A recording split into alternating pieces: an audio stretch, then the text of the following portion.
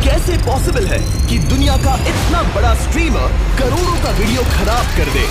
मेरे चैनल पे पोस्ट कर देना, अब वो मेरा वीडियो है। लगता है हमारे अगले सेगमेंट की शुरुआत अच्छी होगी। आपको पता चलने वाला है कि कैसे इसे मेरा स्टूडियो दिखाने का फैसला, हम लोग लाइव है स्टूडियो, मुझ पर ही भारी पड़ गया। इसीलिए रूल्स को लेकर स्पेसिफिक होना चाहिए और एक छोटी सी गलती चेन रिएक्शन ट्रिगर कर सकती है जिससे पूरे प्रोडक्शन का सत्यानाश हो सकता है। वो बस मेरे सामने दिखावा कर रहा है। ये वीडियो यूट्यूब पर नहीं आने वाला था, लेकिन देखो हमने इसे कैसे निपटाया।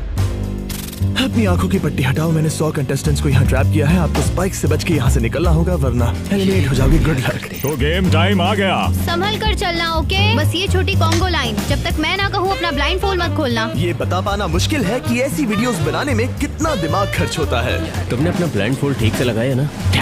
ओके। नोलन की वजह से भी। कैसा लग रहा है दोस्तों? आप लोग बहुत अच्छे हैं। आपको हथकड़ी से बांधने के लिए माफी चाहूंगा। अभी सब समझ जाओगे। हम एक प्रैक्टिस इंट्रो करेंगे। इतने बड़े वीडियो में किसी भी एक्सीडेंट के असर से पूरा प्रोडक्शन हिल सकता है।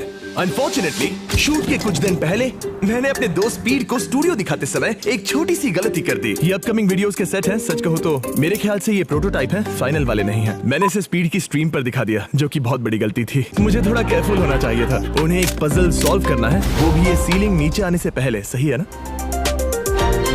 अगर किसी एक कंटेस्टेंट ने भी ये ट्रैप स्ट्रीम पर देखा है तो बाकी सब कंटेस्टेंट्स को इसे देखने का बराबर मौका मिलना चाहिए। अपनी पट्टियां हटा दो। तो हमने एक रिहर्सल किया और सारे कंटेस्टेंट्स को मौका दिया कि चैलेंज शुरू होने से पहले वो इस पजल को अच्छे से देख लें। लेकिन अब भी एक प्रॉब्लम थी। वहाँ 45 सेकंड्स लगते हैं, 30 तक आ सकते हैं। 35? ये फर्स्ट ट्रैप हमारे 2/3 कंटेस्टेंट्स यानी 66 प्लेयर्स को 45 सेकंड्स के अंदर बाहर करने के लिए डिजाइन किया गया था, जिससे कि सिर्फ 34 प्लेयर्स ही आगे बढ़ पाएंगे। अगर वो 45 सेकंड्स में जीत जाते हैं तो उन्हें मिलेंगे 1 इन लाख। टारगेट्स को पाने के लिए हम लिटरली अपने स्टाफ से एक के बाद एक टेस्ट करवाते हैं। लेकिन वो सारे टेस्ट बेकार गए क्योंकि सबको एक झलक मिल गई थी। इसीलिए हमने 45 सेकंड्स के बजाय 35 सेकंड्स में सीलिंग को नीचे लाने का फैसला कर लिया। अब चलो चैलेंज शुरू करते हैं। उम्मीद है सब अच्छा होगा। सब लोग अपनी पट्टियां हटा दो। मैंने इन 100 लोगों को दुनिया के सबसे खतरनाक कमरे में फंसा दिया है। सीलिंग नीचे करो। देखते हैं कौन कौन एलिमिनेशन से बच पाता है। सीलिंग नीचे आ रही है। हमने फर्स्ट ट्रैप के साथ एक मेजर प्रॉब्लम सॉल्व कर ली थी। Classic mister beast. आप वहाँ क्या काम कर रहे हैं? स्पीड के साथ हुए इंसिडेंट के कुछ रिजल्ट्स हमें आने वाले चैलेंजेस में दिखे और आप देखेंगे कि हमने कैसे उन चैलेंजेस को बनाए रखा। उसे सर के पीछे लगा। के पीछे चलो, इस तरफ चलो।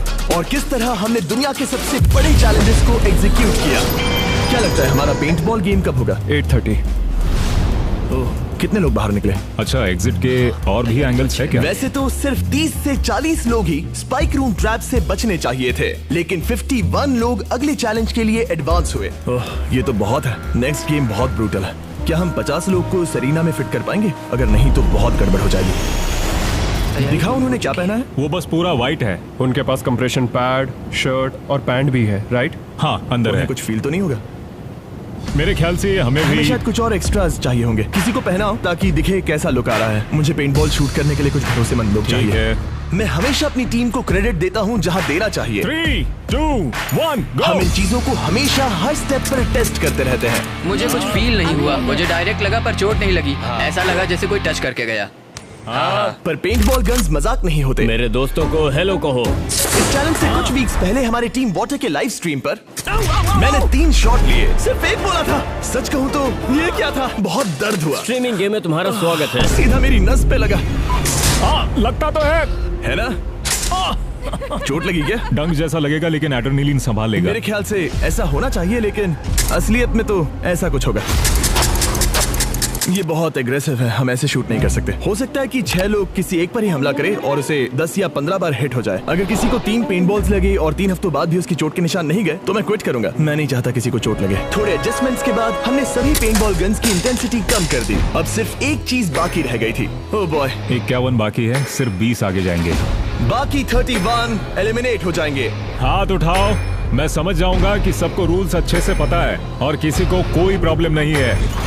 स्वागत है दूसरे ट्रैप में। सब लोग अंदर आ जाओ, अंदर अंदर आ जा। यहाँ से जैसे जैसे और प्लेयर्स एलिमिनेट होते गए, स्ट्रैटेजी और टीम वर्क बाकी गेम्स में असर करने लगे। हम इन्हें एक दूसरे के खिलाफ करने वाले हैं। आगे आप देखेंगे कि कैसे टाइम के साथ हमारे चैलेंजेस इवॉल्व करते गए, और वो भी आखिरी मोमेंट पर। मुझे लगा नहीं था इतने डिसीजंस लेने पड़ेंगे। सिचुएशंस के लिए हमें तैयार रहना चाहिए। इतने सारे कंटेस्टेंट्स के साथ और इतने बड़े सेट के साथ बहुत सी चीजें वीडियोस में जाती हैं जिसे आप शायद नोटिस नहीं करते। जब हम इस तरह के बड़े बड़े सेट्स बनाते हैं तो कभी कभी 100 से ज्यादा लोग इन्वॉल्व होते हैं, जिसमें इंजीनियर्स, आर्टिस्ट और क्रिएटिव्स भी होते हैं। और स्लैक उन्हें एक ऐसा स्पॉट देता है जहां वो एप्स के बीच स्विच किए बिना या ईमेल का यूज किए बिना आराम से कम्युनिकेट कर सकते हैं। नोलन ये क्या खेल रहा है? वो जिमी को देखो। सच में ये लाइट कितनी ब्राइट है। हाँ, पता नहीं पकड़ेगा या नहीं। मुझे नहीं लगता वो ये लगभग 30 साल का है। 27 लगभग 30 नहीं होता।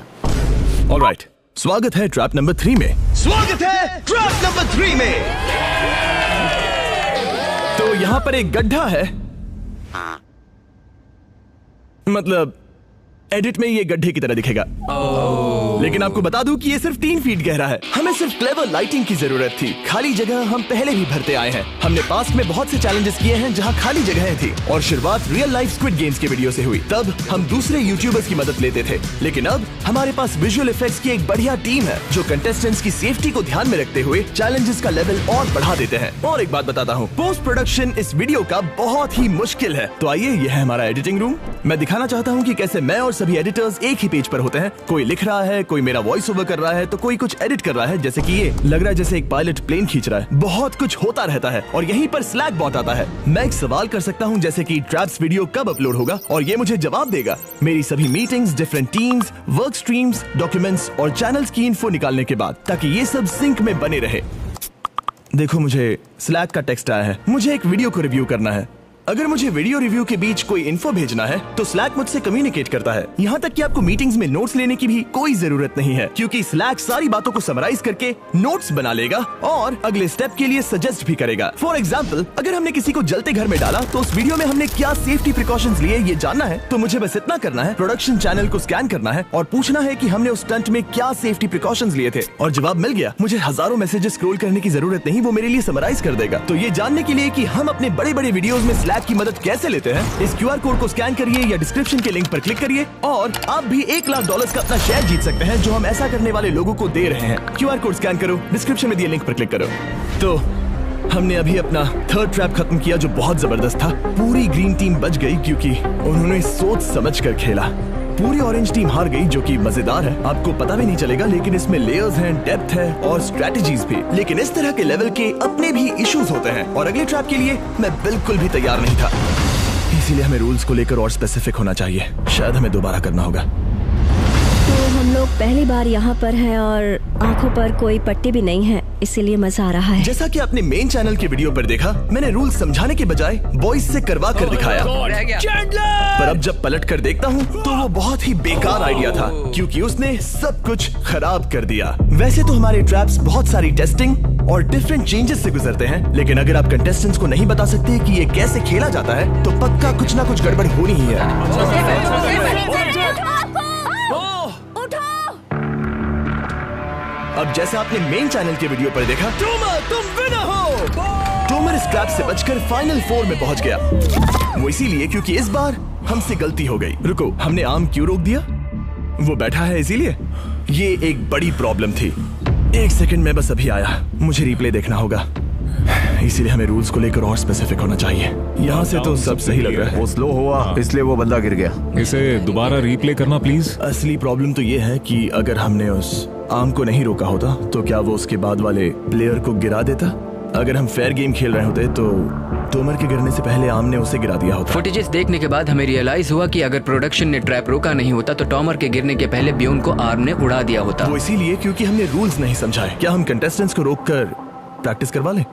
End of the day game की इंटेग्रिटी सबसे ज्यादा इंपॉर्टेंट होती है। हमने डिसाइड किया कि उन्हें रूल्स दोबारा समझाएंगे और ट्रैप भी दोबारा रन करेंगे। अगर आपको आर्म हिट करता है तो सपोर्ट के लिए आप उसे नहीं पकड़ सकते। ये परफेक्ट तो नहीं था, पर एटलीस्ट एक फेयर सोल्यूशन जरूर था। जो इस रूल से अग्री करते हैं वो हाथ उठाए। टॉमर और ब्योन दोनों अपोजिट साइड में रहेंगे।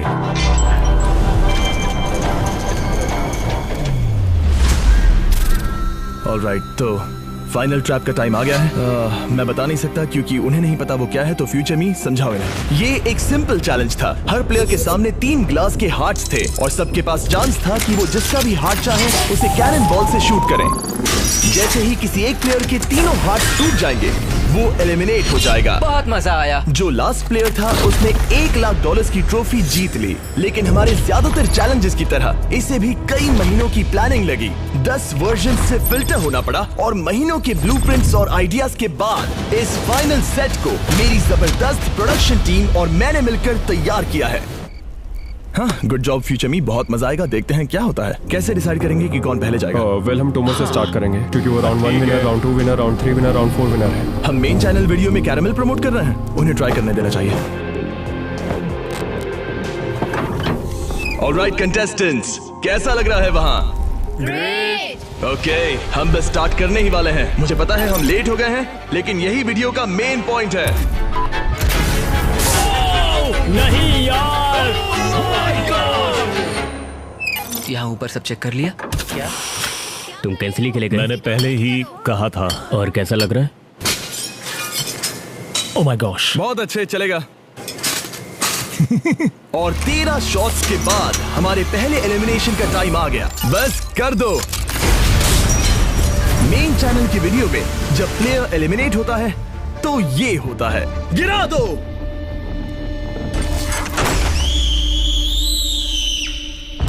ओके, बेली अब तुम्हारी बारी। सबको शायद लगे कि प्लेयर बहुत ही ऊंचाई से नीचे गिर रहा होगा, पर असलियत में कुछ ऐसा होता है।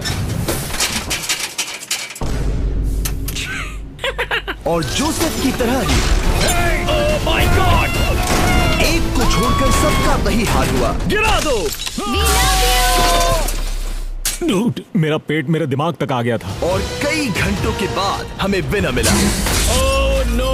ओह माय गॉड। कांग्रेचुलेशंस, ट्रॉफी तुम्हारी हुई। तुमने कमाल कर दिया। मैंने शॉट मिस कर दिया गाइस, पर मैं उसके लिए खुश हूँ। वैसे तो हमारे नॉर्मल वीडियोस में चैलेंज जल्दी खत्म हो जाते हैं, लेकिन इस राउंड को शूट करने में 5 घंटे लग गए। रात के 1 बजे स्टार्ट किया था, जब तक खत्म हुआ तब तक सूरज उग गया था। जिमी, काम करके मजा आया। Thank you. ओह गॉड, बहुत लेट हो गया। ओके, मैं कुछ कहना चाहता हूँ। आप सोच रहे होंगे कि ये आदमी कौन है। आपने इसे हमारे 30 डेज एक्सेस वीडियो में देखा होगा। ये हमारे एक शॉट में भी था। ये है डेरियस। टरीक के वीडियोस में आने के बाद से इसने उसकी जगह ले ली और मुझे शूट करने लगा। लेकिन अब हम सब इसके साथ घूमते हैं और मजा भी आता है, तो हम इसे भी वीडियोस में डाल रहे हैं। Oh my gosh. अगर आपको ये पसंद नहीं आया तो मैं इसे वीडियो से निकाल सकता नहीं हूँ। नहीं नहीं नहीं, ऐसा मत करना, ऐसा बिल्कुल मत करना। मेरी बात मानो प्लीज। आओ, मुझे एक मच्छर ने काटा। रुको, कहीं इसका मतलब बैड लक तो नहीं होता? कसम से मैंने उस पर पैसे लगाए थे। क्या खेली वो बंदी, बहुत बढ़िया।